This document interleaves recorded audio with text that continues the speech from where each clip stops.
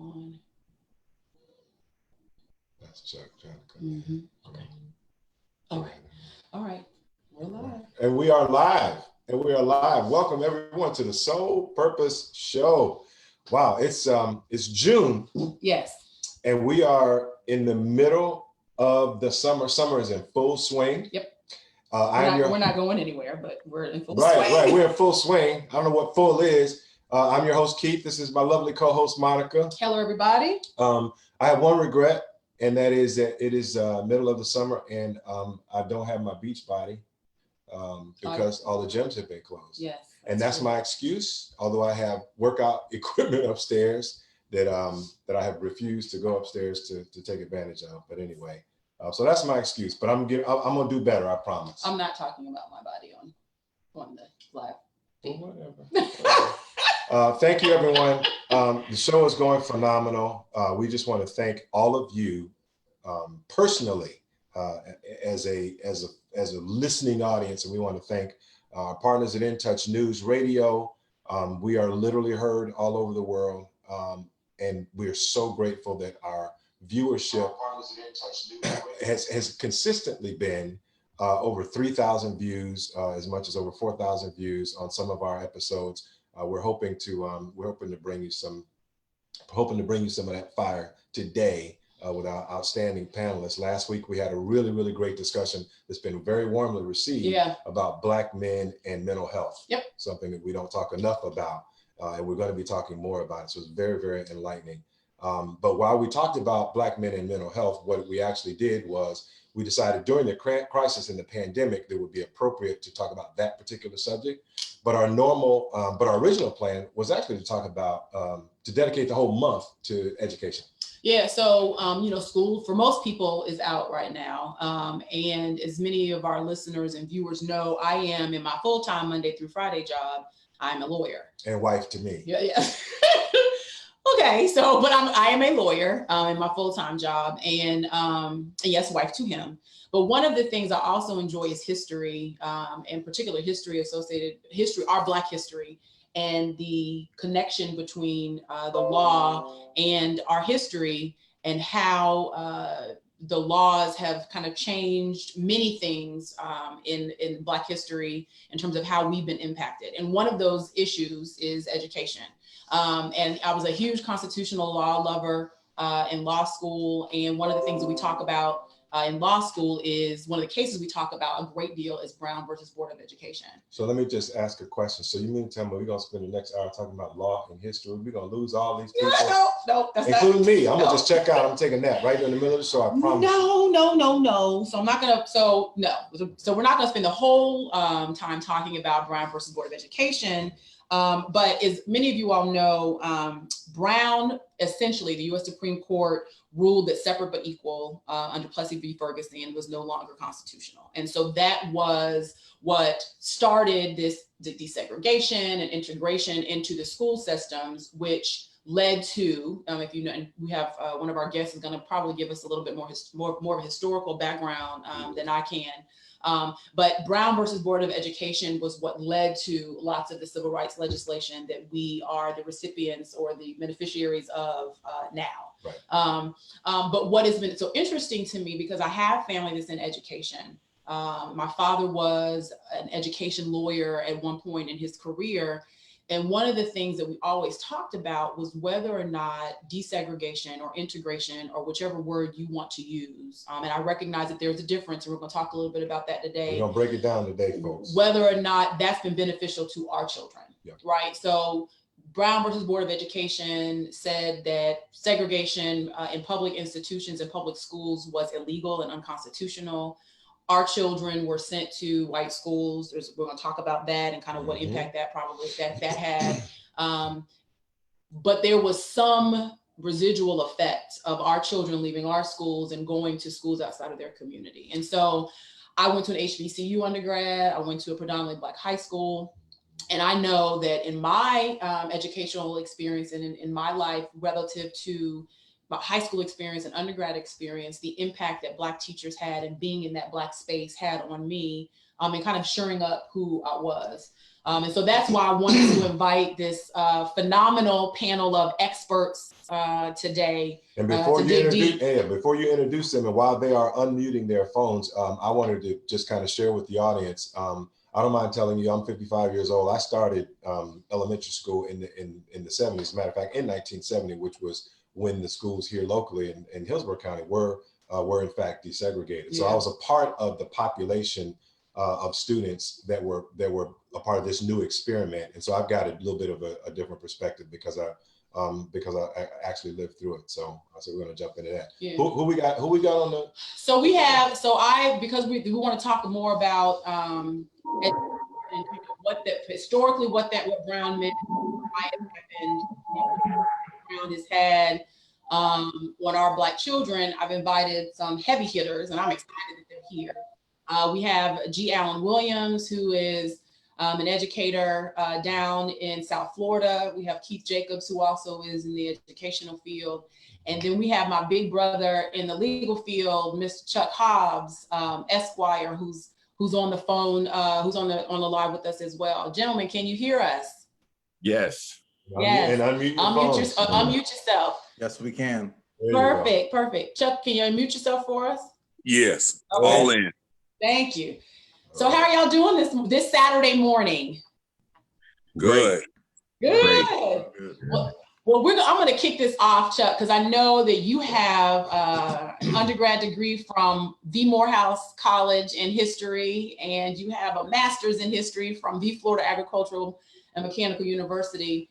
And so I know history is something that you are passionate about, and you can speak much more eloquently than I could about from a historical context. Tell us and share with our audience, what it was like prior to Brown and what led us to Brown v. Board of Education.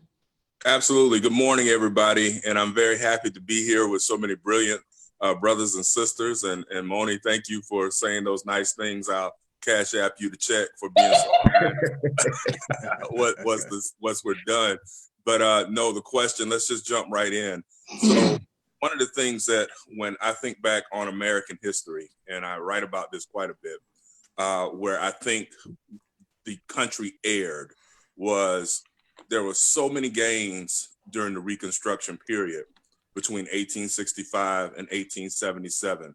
But essentially, Black people got sold out during the Compromise of 1877, when Rutherford B. Hayes was pretty much selected to be president over Samuel J. Tilden.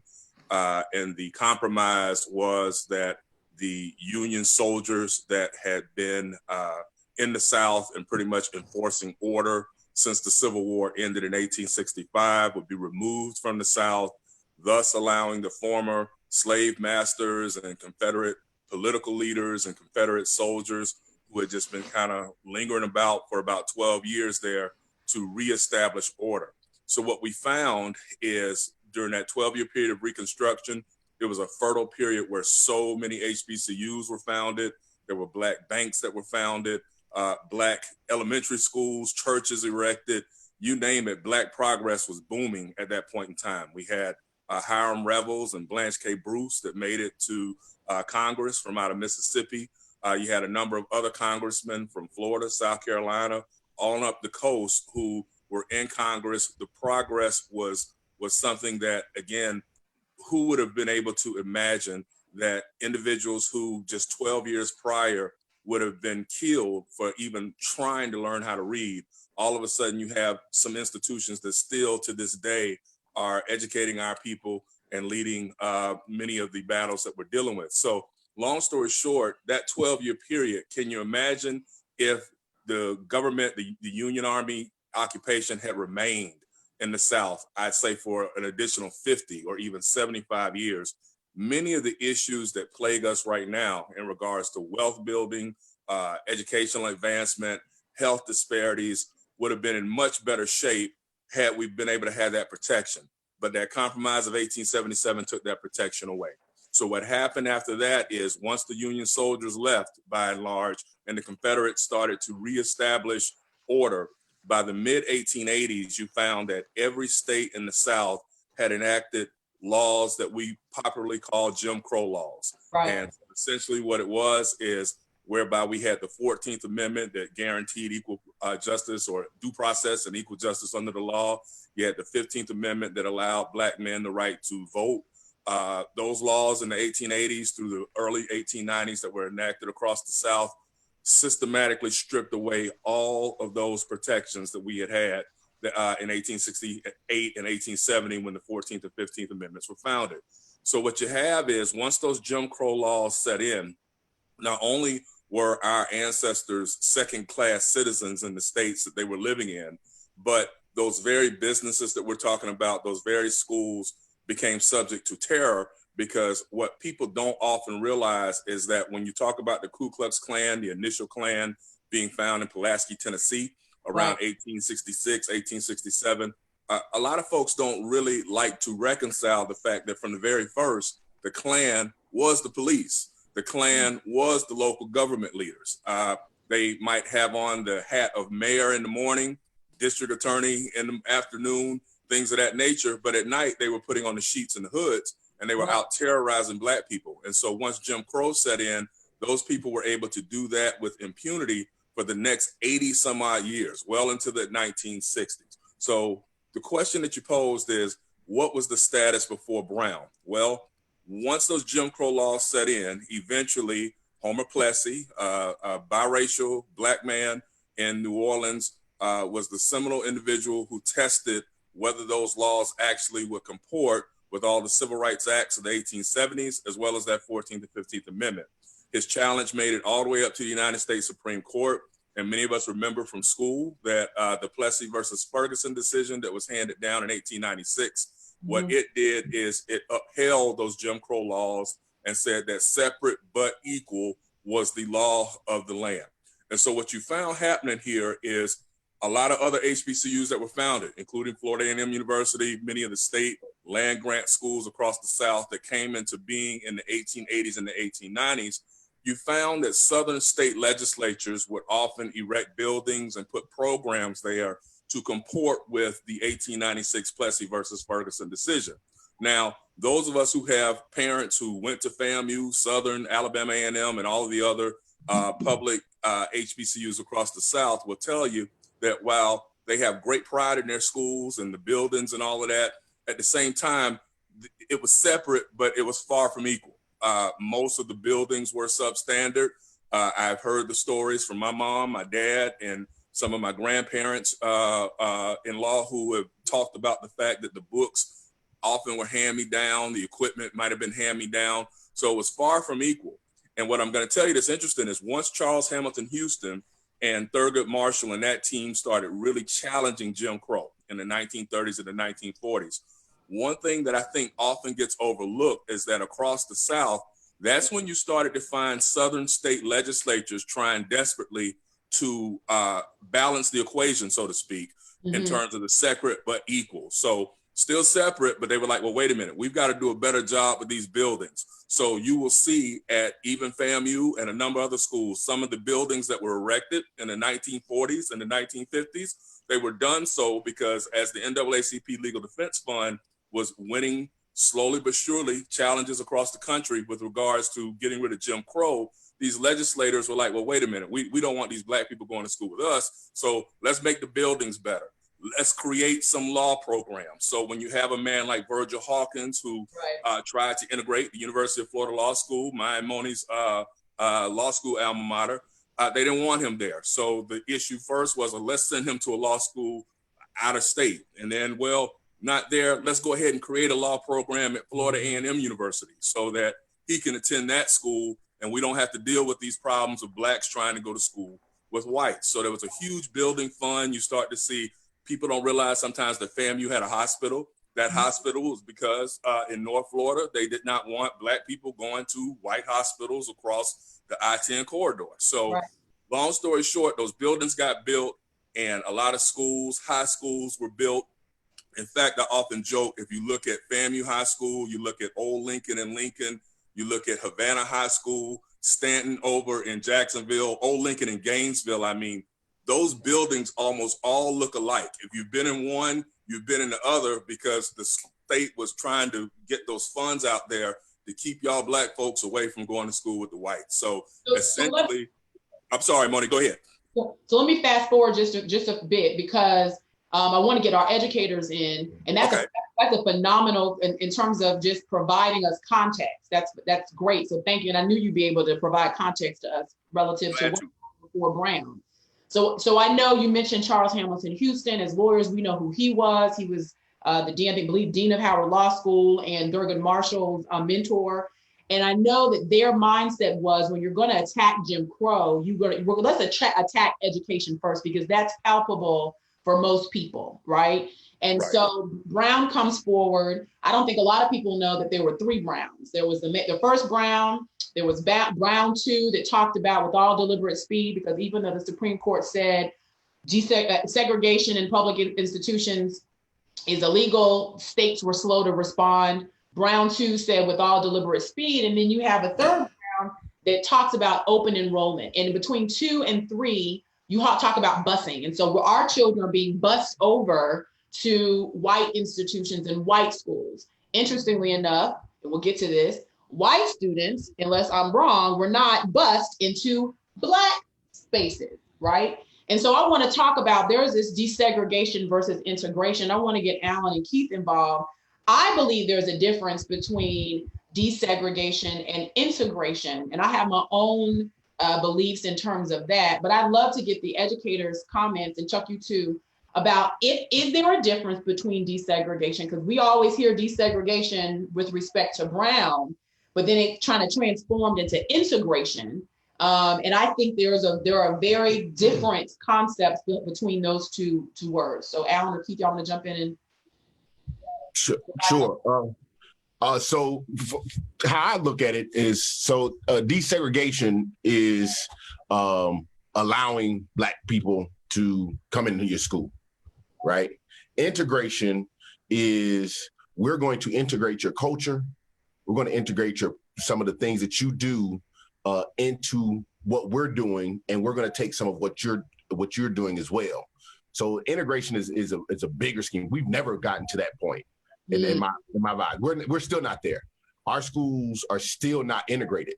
And as you can look at that, if you look at one subject area as far as history, you have American history, then you have a totally separate class of African American history. And then they have another totally separate class of Hispanic history. So if you have to divide American history into different components, then your history that you're teaching that's required by the state is not integrated. Because you're saying, hey, if you want to know about what African Americans did in this country, you need to take a whole separate class outside of American history. So until we get to the point where our classes are integrated, our subject areas are integrated, or even when you're looking at the testing, that those questions are integrated and infuse everything, then our educational system is still not integrated. So would you say that our system, based on that definition, sorry Keith, I'll let you jump in and I'll get you to jump in a second. Would you all say that because it's not fully integrated, well, I guess the first question is it really integrated at all? If it's not integrated, are we still in a kind of a de facto segregated educational system? Keith? I think we're still, we're slowly addressing integration now, but as far as the definition that Alan just so eloquently put, we're still dealing with more segregated policies. They just figured out a way to do it legally. I look at desegregation more as a legal concept and integration more as a social concept. So we're in compliance with desegregating our schools. You know, our schools are mixed, and some of them are far less mixed than others, but the integration part is a slow process. It just really depends on, one, where the student is located. Different parts of the country, different parts of each county, different parts of the state. Some schools are more integrated, others, some are more accepting of other races, religions, and beliefs than others. So to answer your question, Monica, I really don't think we're fully integrated. I think we like the idea of saying that we have a rainbow or different types of kids in our classes, but the way that policies are legislated against our students shows that we're not truly integrated, because two students could legitimately be doing the same behavior and receive two completely different punishments. And we're going to delve more into that later. But, you know, like Alan said, if it's not the testing, if it's not the history that they're learning, if it's not discipline, every single day, our students of color, particularly Black kids, feel like they are strangers in their own school. So we're not fully integrated because they don't feel like they're a part of the process. They're not a part of the decision-making process in Tallahassee. They're not really a part of the process in at the local school boards, and they're not a part of the process in our schools. Most of the schools that serve predominantly Black students, the leadership and the teachers in that school do not reflect the faces in that building. So no, we're not truly integrated. I think we like the idea of it, but for the most part, the social concept of integration has not been actualized. So let me get Chuck's perspective on, and I shared when we opened our show, being a little bit older than most of you guys. I started elementary school in 1970, and I'm in Hillsborough County, and so there was the ruling, there was the law that changed, and then there was the act of starting to, you know, bus Black kids into white environments, et cetera. And as a first grader, here's what I was seeing. What I saw was I went to a white school, and I'm starting my school career.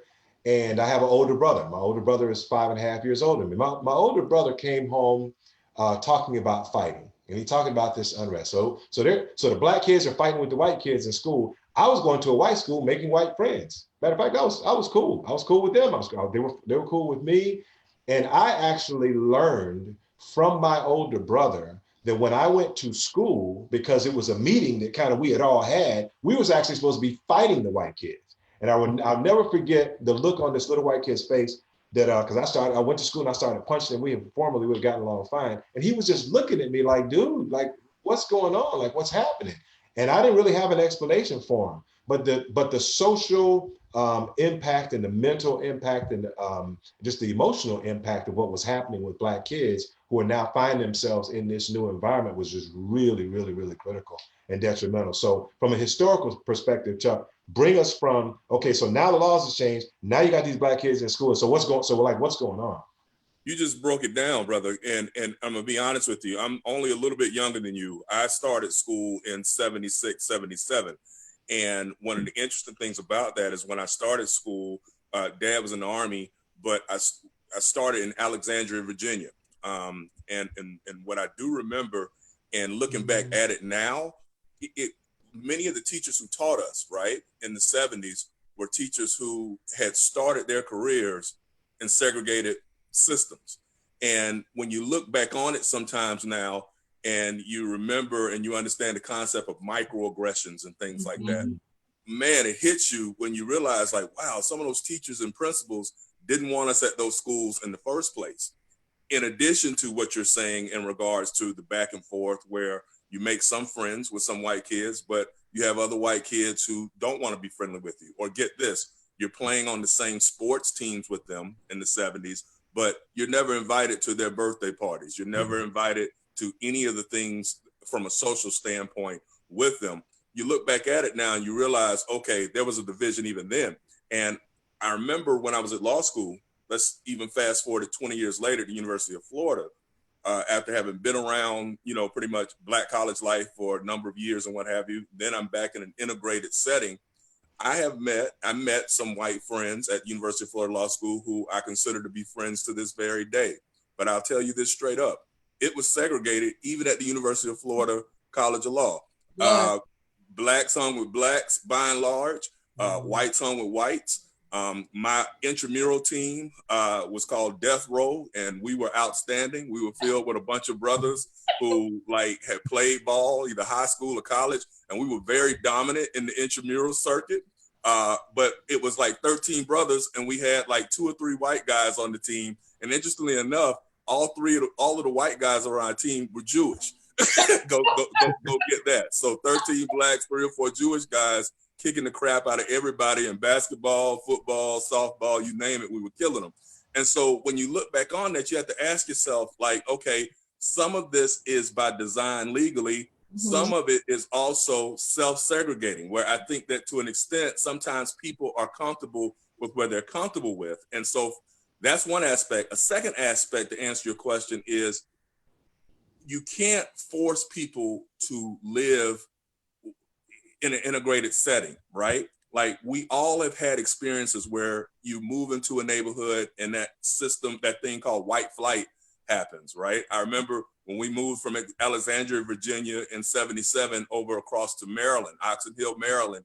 My neighborhood, I had white neighbors all around me when we first got there. By the time we moved to Tallahassee in 1980, my entire street up and down, Black families. But again, when you're 7, 8 years old, you don't really recognize what white flight is. You just know that you had white kids in your schools and up and down your street. And then eventually your school was all Black and your street was all Black.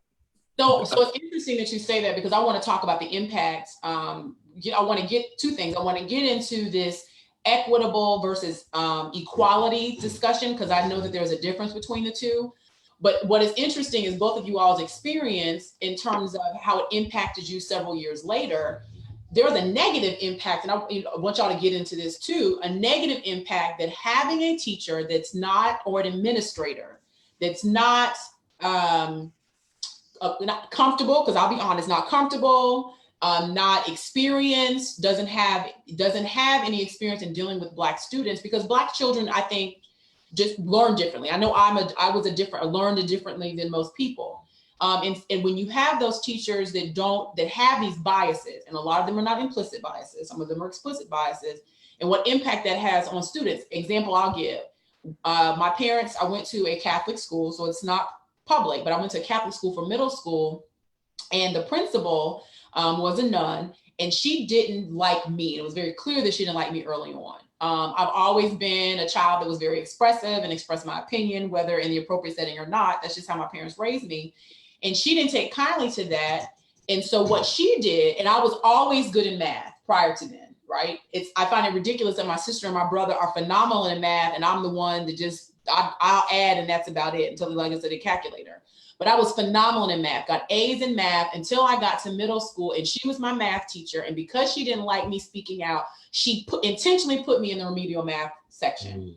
And I will tell you that had an impact on me and the way I responded to math from that point going forward, right? Because of the way she treated me. And at that age, you don't know why she's treating you that way. But as I look back, I fundamentally know, because the only people that were, with the exception of one, the only students that were in the remedial math course was the Black and brown children. We have to take a break in about 2 minutes. But I want Alan. Alan, go ahead. So real quick, I'm going to touch on both of those things in two different stories. So the first one, I have a daughter. I'm gonna have to pause you in a minute because we got to go to break. So go ahead. Okay, I'm gonna speak quickly on this one. So I got a daughter, took her out of a very diverse school and put her into a predominantly white school for her gifted program. This is recently. And so she was there from 3rd grade to 5th grade. In 5th grade year, she comes to me and she says, "Daddy, I really never liked this school. I never felt like I fit in." So I heard what Chuck was saying. So imagine doing that now in 2015, 16, 17, where you're still seeing those same type of stories happening to our Black and brown children, where they're going into these predominantly white schools and they're not being accepted. Me being who I am, of course, I addressed that with the assistant principal and told them that they should be ashamed of themselves if they have a person who is who's outspoken, who is a leader of the school, and things that I know my daughter is capable of, to have that caliber of student say, "I don't feel like I'm belong." Yeah. So that's a perfect pause because we got to go to break. Yeah. When we come back, I want to get into this equity versus equality versus equity conversation, and how those two differences have a negative impact on our kids. So we'll be back after the break. Thanks.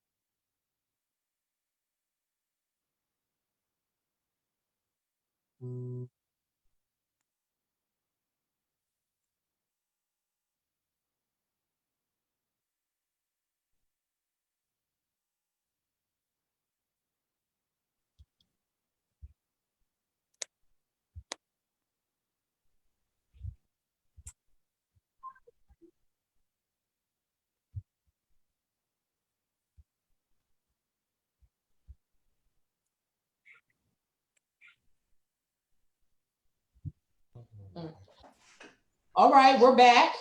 We are back from break. I think my husband had a question going. No, it wasn't a question. I just wanted to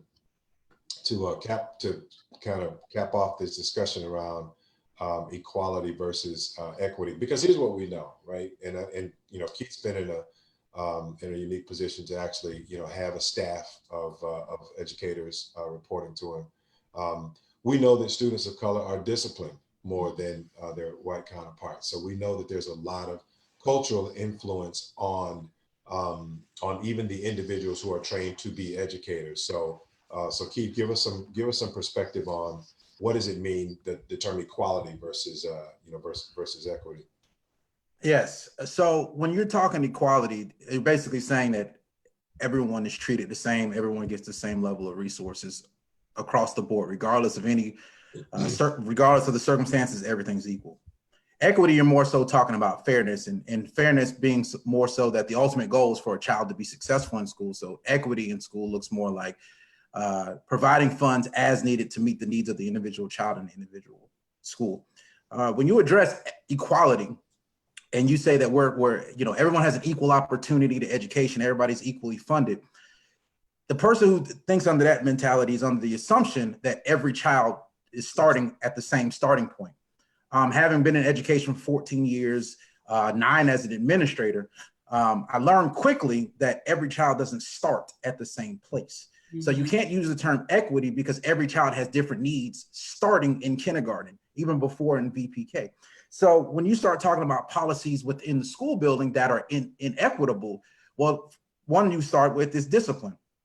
Black students, though they make up only usually around 13% of the population in the school districts in Hillsborough County and in the Tampa Bay area, make up more than 50% of the discipline issues within that county. Now, when we talk about equity, we have to look at each situation individually and say, what is the best process? What is the best procedure to address that individual child? Oftentimes, when students of color, particularly Black students, are integrated, as we're using the term today, are integrated into non-Black schools or in the white schools, they are treated inequitably because the same offenses yield different punishments. The same way that a child who's gifted, who might be acting out, might be thought of as somebody who's just having a hard time using their words, that same Black student who's also doing the same thing, so they're doing the equal amount of disruptive behavior in the class, but he'll also be viewed as disruptive in the class. He has, possibly ADHD, or he has some kind of disability. And that's what goes to your point, Monica, when you said before that, you've experienced it, and Alan has too, that Black students are traditionally more remediated and they're more disciplined because there's an inequity in the policies. So what you want to address in those schools, Keith, to your question is, equality is saying, okay, every child needs to take the same test. But what we don't realize that you do have certain students who have more difficulty adjusting to the cultural understanding of the test. The test may have cultural terms on there that is not applicable to that individual child. So therefore that child cannot grasp the same level of knowledge, both in the class and on their assessments. So when we look at how education is discriminatory in practices when it comes to inequities, every child doesn't have the same resources and tools to allow them to be successful. So in education, we need to make sure that we have more equity. Students in particular zip codes are oftentimes imprisoned by their zip code without the same possibilities to actualize their success in education. Wow. Now I've heard this phrase, education is the great socioeconomic equalizer, to kind of push back on what you said, that everybody don't start the same, but there is this belief in theory that education is the great socioeconomic equalizer. And I've heard going to school provide everyone with the professional opportunities necessary to overcome and eliminate oppression. So those are two phrases that I've heard, I've read, I've heard. Y'all see the teachers laughing. So I would love to get these two. And I'm very specific in identifying these brothers because I know a lot of times what people will hear. And I know that there are a lot of women, Black women out there who are doing great work teaching our children. But a lot of times we don't see Black men who are in education. And I'm a proponent for y'all need to pay them more money, but notwithstanding that, I'm a proponent of advocating and encouraging more Black men to be in education because I understand how important that is, how important it was for me to see a Black male teacher or to see a Black woman teacher throughout my matriculation through school. But so I mentioned those two comments and y'all laughed. And so I want to know why y'all laughed. Alan, I'll start with you. Yeah, go ahead, Alan. I'm ready. I always laugh at that because people who make that statement don't understand the struggle of being the first. Okay, if you're the first to graduate from college in your family, maybe not maybe even the first, but the only graduate in your family, they don't understand the pressures that come along with that. I have a lot of students who were the first to go off to school. They go off to school and their parents are calling them and asking them for money. Now you're talking about a college student who's working just to be able to remain in college. Right. But they have family members calling them, asking them to help them out, to help them pay a bill. So when you start talking like that, like when you start looking at it that way, it becomes more of a burden sometimes to be the first and possibly the only to continue your education to the next levels. I want to go real quick. I want to go back and touch on something that Chuck said and something that Keith said as well. I had a young student in third grade whose teacher thought it was ideal to come to me and call this young man a menace. Okay. I kindly informed her of the situation. Now, this young man had lost his mother, was living with his grandmother. Grandmother was refusing to get him the assistance or the therapy that he was needed. But yet this teacher, and all he was really looking for was someone to care and someone to love on him while he was in school and to understand what was going on. This teacher, instead of doing that, decided that he was a menace because he would continue to act out. All right.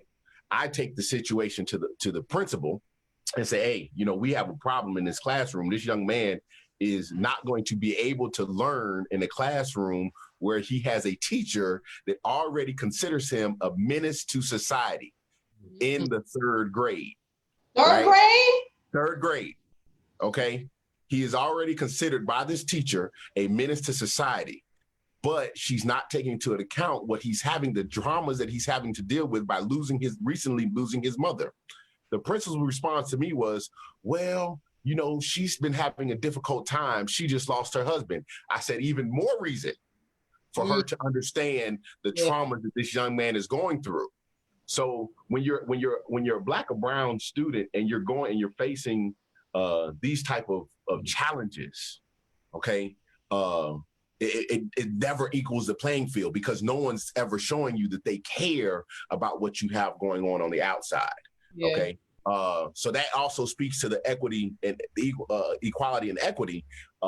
We don't have our Black and brown students don't have enough people who care about the traumas that they're seeing on a regular basis or the traumas they're dealing with on a regular basis, whether it be going to bed to gunshots, not being able to eat breakfast, or because the only place you're getting food is at school. So when you're not dealing with those, the playing field is so unbalanced for some of our Black and brown students. And when you don't have that level of care by the people who are supposed to be caring for you that are sitting right in front of you, then that becomes traumatizing. That becomes psychological warfare because they're beating you down day after day after day. And then to top it off, you're being labeled at a level 1, which means that you're a low performer. Okay.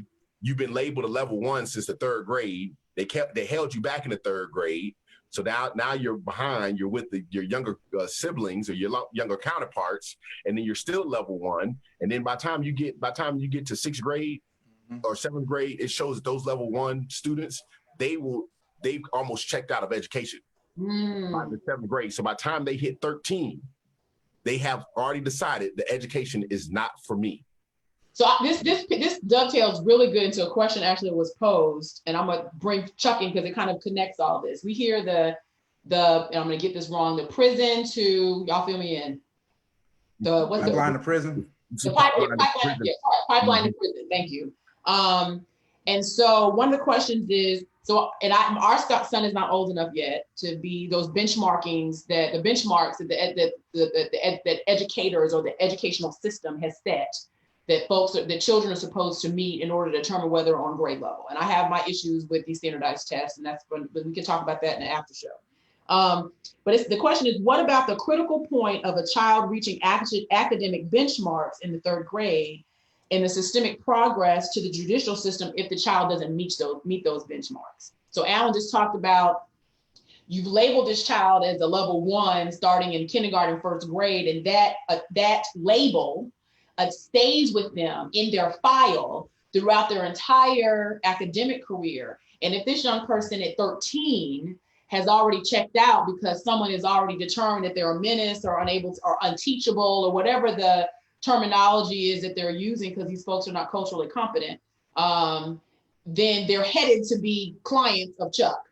And so I would like to get you all's, I guess the question is if we know that that's the issue, and there's data to establish that when those things happen, that they end up being clients of Chuck through the criminal defense attorney, what is the solution? Is it that our children just really need to be in Black spaces and taught by Black people? Because that's my mindset.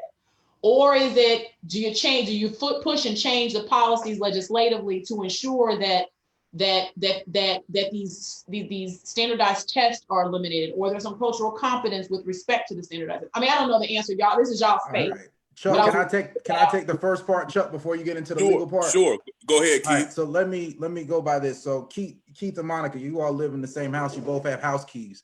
But if Monica one day decides to change the lock, Keith, you can't get in the door. So when you start talking about education and actualizing success and kids passing standardized tests, that's actually, they're changing the lock every year. They're changing the lock every couple of years and what it means to be successful. So it doesn't matter what keys our kids have. It doesn't matter the keys that they have. The lock itself keeps changing. One way that you can address it, this issue is at the state level. I'll give you a perfect example. Over the past 10 years, the state has changed their assessment standards 4 times. They've done it 4 times. And each time it's a collection of teachers, administrators, sent to Tallahassee to discuss the new standards that should be in the test. But what's missing is the faces that you see in this group right here, the faces that are missing in those testing circles when they're coming up with benchmarks for these kids. Let me tell you what I can only talk about the state of Florida because that's where I'm from. That's where I was raised. In the state of Florida, we use criterion-based assessment. It is a benchmark for all students. The problem is all students don't have the same access and exposure to things in society. So when they see those things on the test, it's not that they don't know the information. They don't know the information the way it's being presented. So that is another difference between equity and equality, because we're telling all the kids you have to meet the same benchmark, but what we're forgetting is that all these kids have different societal impacts on them as they matriculate through school. It's a big difference from a child coming into kindergarten with only a couple hundred words versus a child coming into kindergarten with a couple thousand words, okay? But we all want them by the time they hit third grade to be able to test on the same level. That is equality, but it is not equitable because that child, particularly that Black child who does not have the words and is developing, is slowly catching up in that race, is being tested at third grade. There's a reason, I'm gonna pass this over to Chuck.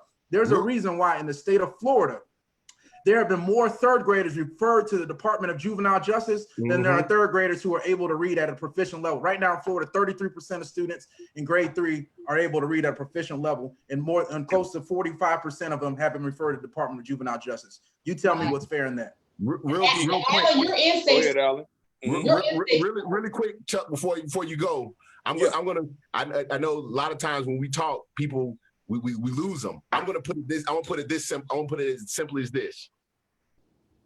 My daughter had they do these little quizzes in elementary school. They do these little quizzes to kind of determine your aptitude. Okay, I never forget. There was this one picture.